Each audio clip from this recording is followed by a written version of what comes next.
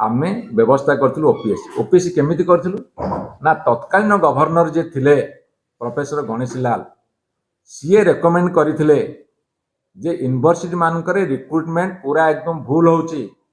प्रिया प्रीति तोषण अन्य कार्यक्रम जो भूल होउची तुमे गोटे ओपीएससी हो बा कौन सी गोटे इंडिपेंडेंट एजेंसी हो ता द्वारा रिक्रुटमेंट कर जा फल के ओडिशा सरकार टीचर्स रिक्रुटमेंट को देइथिले ओपीएससी को एवं ओपीएससी जो रिक्रुटमेंट करथिला सब एडवर्टाइजमेंट करथिले 215 जन रिक्रुट हेतिले सारा ओडिशा रे जते सब एलिजिबल कैंडिडेट बाहावा देइसंती जे प्रकृति आम न्याय पाउछु एवं talented assistant professor associate professor माने रिक्रुट हेले एमाने कोर्ट को गले सुप्रीम कोर्ट स्टे आनले यूजीसी रो कर्तृत्व बाहर this is state act under university ताकू से माने मानलेनी जा फल कौन है ये बर्तमान टीचर्स रिक्रुटमेंट हो पारुनी केते पोस्ट खाली अच्छी कौन अच्छी ताकू अन्य बंधु मैंने कहे तेणुक सबु सत्ते आमर डिमांड होची तमे तुरंत वाइस चांसलर नियुक्ति कर तुरंत शिक्षक पदवी पूरण कर नहले 2 वर्ष पिलांकर नष्ट हो गला ध्वंस हो गला आगामी दिन शिक्षा व्यवस्था उच्च शिक्षा व्यवस्था भुसुड़ी पड़ो अवस्था यह है नाली बटन तो बिजनेस देखा कहते सांबादिक बंधु मैंने समस्त स्वागत आम साथी अच्छा चिन्मय साहू विजु युव जनता दल राज्य सभापति आम गहणे अच्छा विजु छात्र जनता दल राज्य सभानेत्री दीक्षिता आम आज आलोचना करवा ओडिशावासी को जनइबा एवं सरकार को चेतावनी देवाक ये जो यूनिवर्सिटी अमेंडमेंट बिल से आनिले यूनिवर्सिटी अमेंडमेंट बिल जितेबाला 2024 आनिले एवं ताको पुणी आउथरे संशोधन कले मु तार पृष्ठभूमि वर्तमान स्थिति आगामी दिन में जहाँ ओडिशा छात्र समाज अभिभावक समाज भोगिया को जाउछंती से संपर्क उपस्थापित करी प्रथम कथा होची 1999 मसीहा 1989 रे यूनिवर्सिटी एक्ट तैयारी यूनिवर्सिटी एक्ट रे सेते बेले बहुत प्रावधान थिला तार 30 वर्ष पर जेतले देखा गला जे किछि असंगति अछि बा आउ किछि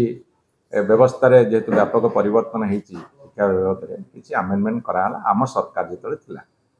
एटा जे 2020 university amendment bill university act amendment bill से अनेक जुगान्तकारी पदक्षेप निगला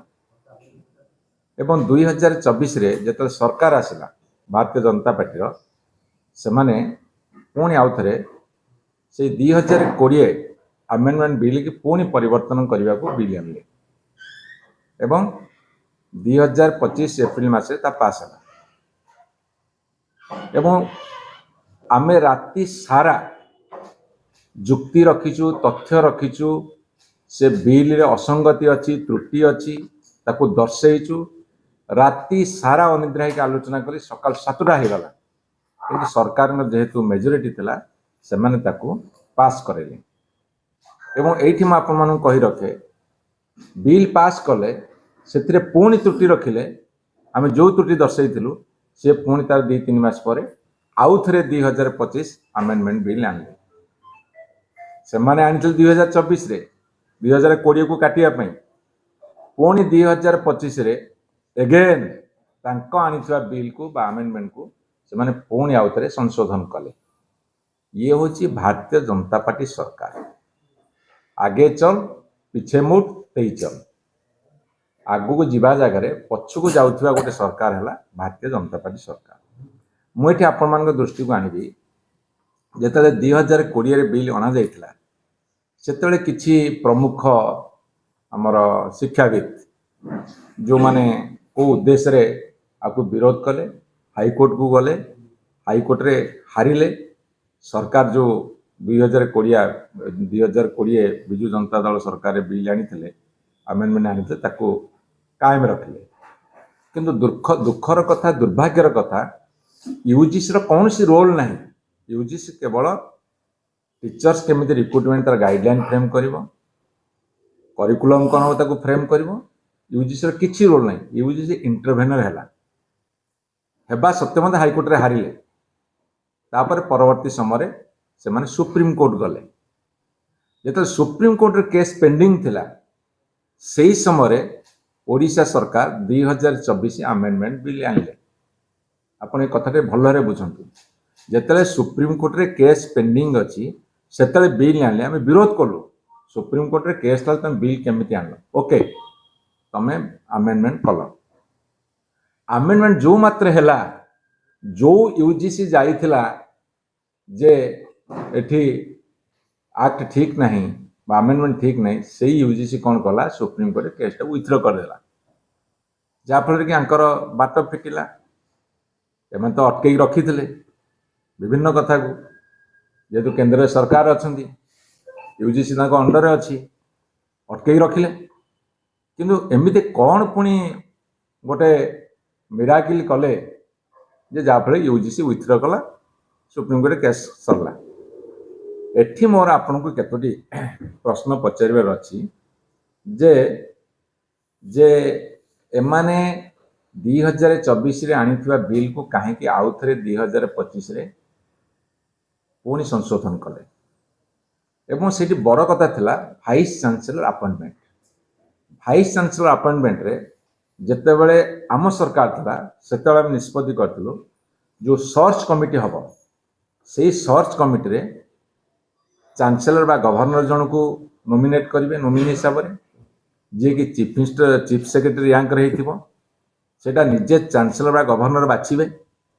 से तांको इच्छा से जहाँ को बाछि पारिबे ओडिशार चीफ सेक्रेटरी रैंक बा दिल्ली सरकार प्रिंसिपल सेक्रेटरी रैंक से जहाँ को बाछि पारे तांकर स्वाधीनता था एवं गवर्नमेंट जने नोमिनी दब यूजीसी जन को नोमिनी दब ये थिला व्यवस्था एमाने कौन कले जो बिल रे जे चांसलर बा गवर्नर जहाँ को सी बाछिबे सेठी से लिखिदेले पर्सन ऑफ एमिनेंस किंतु आगे क्लारिफाई कले पर्सन ऑफ एमिनेंस माने शिक्षा जगत रे जदि क बचन थे आ गेरुआर अनुगत होइथिबे ताले सी मध्य हेई पारिबे पुनी सी केमिति हेबे ना स्टेट गवर्नमेंट तीनोटी ना दब पर्सन ऑफ एमिनेंस तांको जो ना दब से भितर गवर्नर बा चांसलर जन को बासिबा को बाध्य जे कि सर्च कमिटी चेयरमैन हम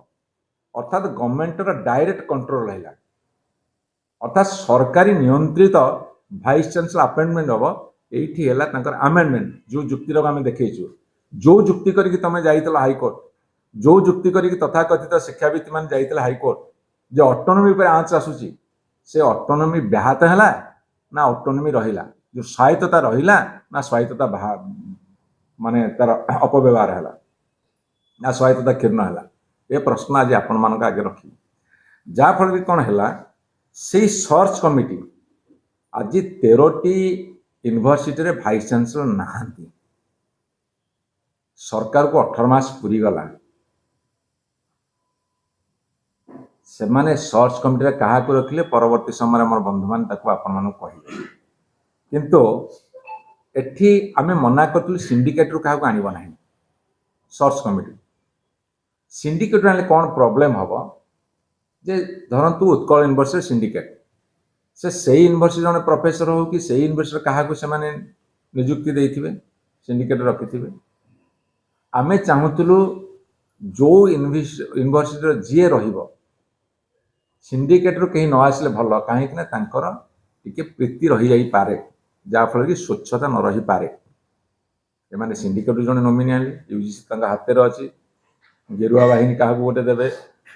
एवं सरकार जहाँ को पठे तीन ना ता भर गवर्नर बाछिया को बाध्य हे तेणु गोटे निरपेक्ष सर्च कमिटी हो पारा ना जाफल कि आज वाइस चांसलर अपॉइंटमेंट हो पार शिक्षा व्यवस्था विपर्यस्त भुशुड़ी पड़ी एवं एटी आपको कही रखे खाली सेतिकी नुहे एवं से कौन लिखिले जितेबाला चांसलर को बा गवर्नर को रेकमेंड करेंगे one member shall be nominated by the chancellor out of 3 names recommended by the government and he shall act as the chairman of a committee एटा ला हमर एक्ट रे से प्रावधान रखिले ତେଣୁ ଏମାନେ ସ୍ୱଚ୍ଛତାର କଥା କହିବେ, ନିରପେକ୍ଷତାର କଥା କହିବେ, ସ୍ୱାୟତ୍ତତାର କଥା କହିବେ, ଅଟୋନୋମସର କଥା କହିବେ। ବୁଦ୍ଧିଜୀବୀ ମାନଙ୍କୁ, ଶିକ୍ଷାବିତ ମାନଙ୍କୁ, ଓଡ଼ିଶାର ଶିକ୍ଷା ଜଗତର ଶିକ୍ଷାर्थୀ ମାନଙ୍କୁ, ତାଙ୍କ ବାପା ମାମାଙ୍କୁ ଜଣେଇବାକୁ ଆଜି ଏ ପ୍ରେସ୍ କନଫରେନ୍ସ ଆମର ଆହୁତ କରାଯାଇଅଛି। ଏବଂ ଗୋଟେ କଥା ହେଉଛି जो सर्च कमिटी सी स्क्रुटिन करेंगे, 3टी ना बाछिकी पठेबे। एबे क्लबिंग करदेले, धरतु उत्कल यूनिवर्सिटी टर्म पुरला, उत्कल यूनिवर्सिटी बाछिके सर्च कमिटी करेंगे पठेबे, अपॉइंटमेंट नहीं जीवो। ये कौन कर क्लब कर 13टा यूनिवर्सिटी एकाठी कर बर्तमान सबू बाड़िया पिटा किसी हो पार ना, ये गोटे कथा। एवं आउ आपण मान गोटे कथा कही रखे, ओपीएससी